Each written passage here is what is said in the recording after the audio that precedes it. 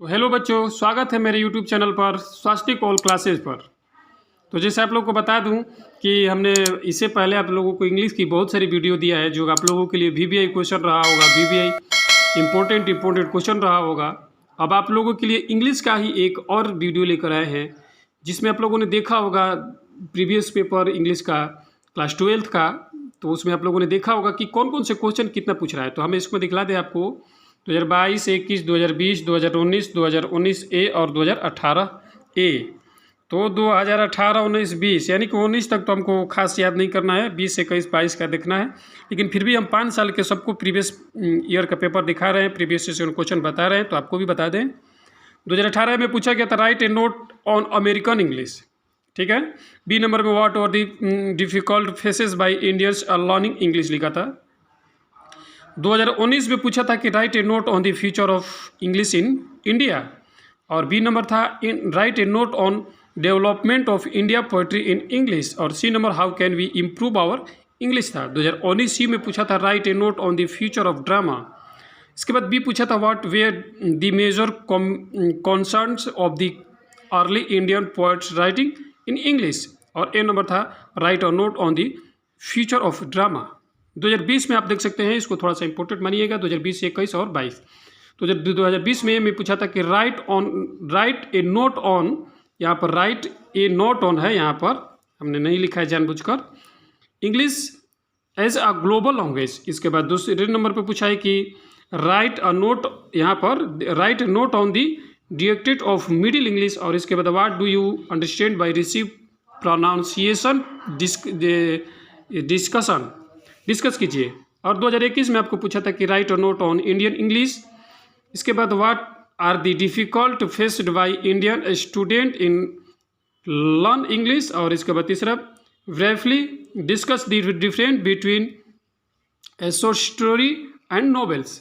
और फाइनली 2022 में पूछा था कि write a note on the dialects of middle English. इसके बाद write a note on the future of English, और इसके बाद write a note on American English. तो मैंने इसमें एनालाइज किया, इसको देखा एनालाइज करके, तो हमने पाया कि वैसे क्वेश्चन जो कि वीवीआई हैं, जो कि 19, 20, 21 और 22 से लेंगे तो ऐसे क्वेश्चन मिल रहे थे। तो हम पहले नंबर पे जो है आपको दिखा दें, यहाँ पर देखिए हमने चिन्ह खचा हुआ है। पहले नंबर पे हमने जो है write a note on Indian English को लिया हुआ है, लेकिन आपको जो समरी का जो नोट्स मिलेगा उसमें ऊपर नीचे आगे पीछे हो सकता है। दूसरे नंबर पे हमने जो है आप देख सकते हैं कि इंग्लिश इज ग्लोबल लैंग्वेज को, तीसरे नंबर पर हमारा जो है मिडिल इंग्लिश, चौथे नंबर पर अमेरिकन, और इस तरह 4-5 करके हमने, और इसके बाद जो है हमारा नोट्स लिया हुआ है लिखने के लिए। तो चलिए हम डायरेक्ट आपको लेकर चलते हैं इनके नोट्स पर। उसमें तो एनालाइज कर लिया है, लेकिन एनालाइज करने के बाद भी जब हमें ऐसा लगा कि नहीं ये क्वेश्चन, ये जो एप्लीकेशन है वो लिखने के लिए आ सकता है वो, तो इसीलिए हमने सोचा कि उसको भी हमने लिख दे। तो इसमें देखिए हमने सर इसमें किया जो है, पहले नंबर पर हमने कर दिया है write a note American English, दूसरे नंबर पर हमने किया है कि write a note English as a global language. इसके बाद हमने तीसरे नंबर पर किया है write a note on the middle English, इसके साथ साथ write a note of Indian English. इसके बाद 5वें नंबर पर what are the features of drama. इसके बाद 6ठे नंबर पर राइट ए शॉर्ट्स नोट है विलियम शेक्सपियर आदि, इनके बारे में हमने इस नोट्स पर लिखा हुआ है। तो आप भी इस नोट्स को ध्यान से देखकर आप इसको स्क्रीनशॉट लेकर इसको आप लिख सकते हैं। स्क्रीनशॉट का हमने समय मैं देता हूं, और इसमें आपको अभी भी समय दे रहा हूं, स्क्रीनशॉट लेकर इसको बड़ा करके लिख सकते हैं। और मैंने आपको हर एक वीडियो में बताया कि अगर इसको याद करना है, दिमाग में सेट करना है, तो सबसे पहले आप इसको गूगल लैंग्वेज से इसको इंग्लिश से हिंदी में कीजिए, हिंदी में पढ़ने के बाद उसको दिमाग में बैठाइए, फिर इसका इंग्लिश पढ़िए, देखिए आपके दिमाग में ऑटोमेटेड सेट हो जाएगा। ये हमारा रूल बहुत ही अच्छा रूल है, हम भी खुद इसी तरह याद करते हैं कोई भी चीज़। तो चलिए हम अमेरिकन इंग्लिश के बारे में जानते हैं। Long ago American was under British rule when America national free Americans were eager to establish their separate national identity. They created a new variety of English. They changed in the original spelling, grammar, and pronunciation of British English. This American English came into being today. American English is also recognized as a world language like British English. At last, it can be said that the new variety of English that developed in America after it's freedom is called American English.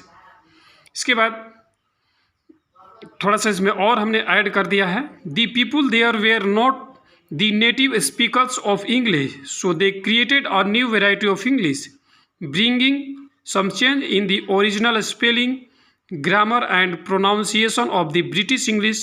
The new variety of English that developed in American after its independence is called American English. The change can be listed in the way. जिससे कि आपको बता दें कि इसमें जो बताया कि दोनों अपने अपने अलग अलग एक ही मीनिंग को अलग अलग लिखते हैं। जिसे ब्रिटिश के जो लोग हैं वो कलर को COLOUR लिखते हैं, लेकिन अमेरिकन लोग उसको ही COLOR सिर्फ लिखते हैं। उसी तरह ब्रिटिश लोग लीटर को LITRE लिखते हैं, जबकि अमेरिकन LITER लिखते हैं। तो ये थोड़ी सी ब्रिटिश में है, इंग्लिश में रूल्स बदले हुए हैं। वोकैब में देख सकते हैं कि स्वीट लिखा हुआ है, यहाँ पर ब्रिटिश में लोग स्वीट्स को स्वीट्स लिखते हैं, लेकिन यहाँ पर कैंडी लिखते हैं अमेरिकन लोग। नैपी को ब्रिटिश नेपी लिखता है, लेकिन यहाँ पर डाइपर लिखता है।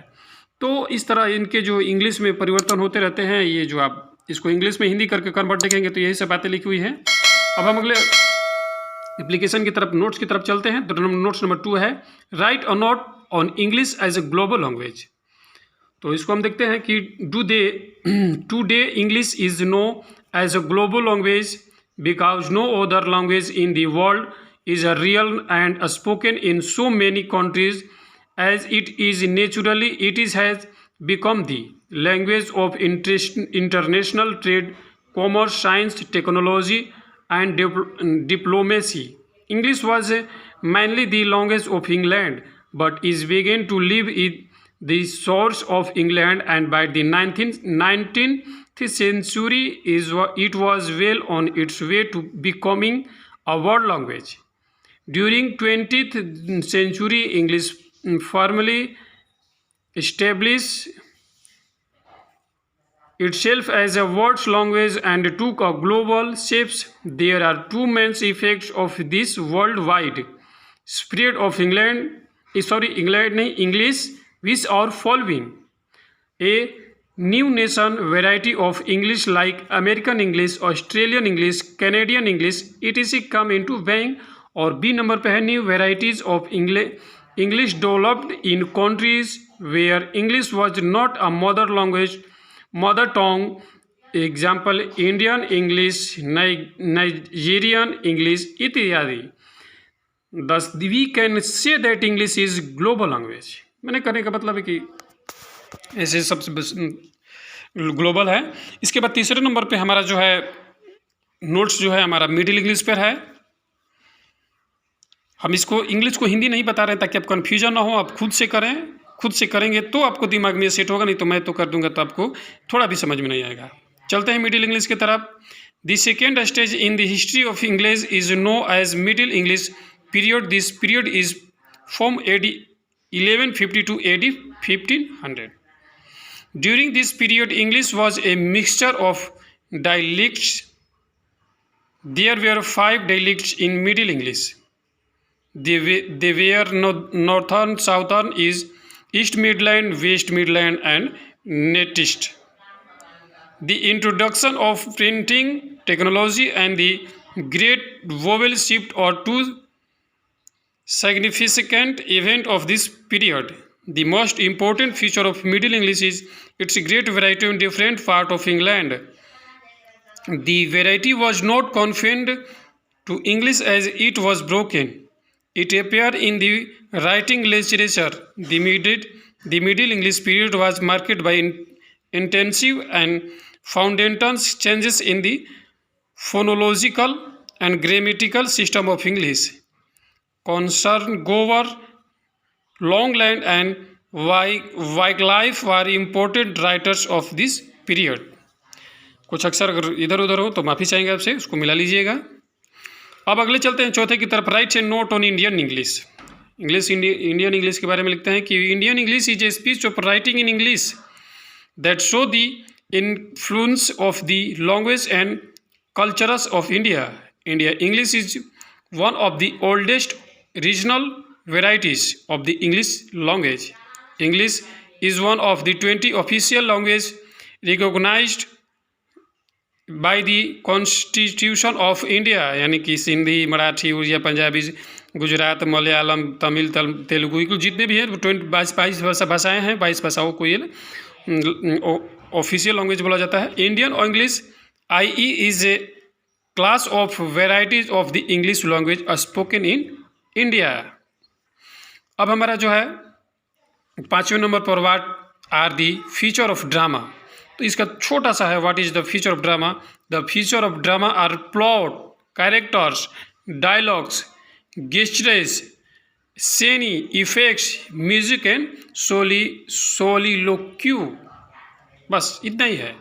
इसके बाद हम थोड़ा सा विलियम शेक्सपियर के बारे में जान लेते हैं। हो सकता है विलियम शेक्सपियर के बारे में पूछ दे, इंदिरा गांधी के बारे में पूछ दे, महात्मा गांधी के बारे में पूछ दे, तो एक शॉर्ट्स नोट ले लेते हैं।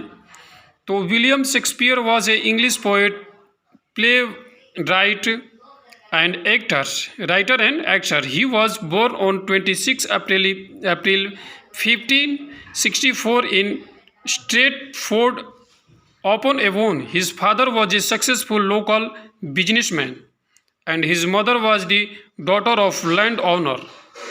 Shakespeare married Anne Hathaway at the age of 18. Shakespeare produced most of his new work between 1589 and 1613.